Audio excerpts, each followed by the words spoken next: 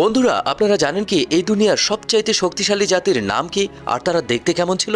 ভিডিওটি শেষ পর্যন্ত দেখলে বুঝতে পারবেন। আল্লাহ রাব্বুল আলামিন পবিত্র কোরআন মাজিদে এই জাতির কথা উল্লেখ করেছেন, যাদের ব্যাপারে বলা হয়েছে না তাদের আগে কেউ এত বেশি শক্তিশালী ছিল আর না তাদের পরে এর চাইতে বেশি শক্তিশালী হবে। তাদেরকে কওমে আদ বলা হয়। এরা এতটাই শক্তিশালী ছিল যে একটা খেজুর গাছকে এক হাতেই টেনে মাটি থেকে উপড়ে ফেলতে পারত। তাদের উচ্চতা 60 হাত মানে 90 ফুটের মতো লম্বা ছিল। আল্লাহ হযরত হুদ আলাইহিস সালামকে তাদের জন্য নবী রূপে প্রেরণ করেছিলেন। হুদ আলাইহিস সালাম তাদেরকে আল্লাহ সম্পর্কে ভয় দেখিয়েছিলেন, কিন্তু তারা বলল এই পুরো দুনিয়াতে আমাদের চেয়ে শক্তিশালী আর কেউ নেই। কওমে আদের নাফরমানি যখন নিয়ন্ত্রণের বাইরে চলে গিয়েছিল, তখন আল্লাহ বজ্রপাত সহ তুফান গজব নাজিল করেছিলেন তাদের উপরে। এই তুফান এতটাই শক্তিশালী ছিল যে একজন আরেকজনের সাথে ধাক্কা লাগতো আর তাদের মাথা ফেটে যেত। এই আযাবের পর তাদের দুনিয়া থেকে নাম ও নিশান পুরোতরে মিশে গেছে।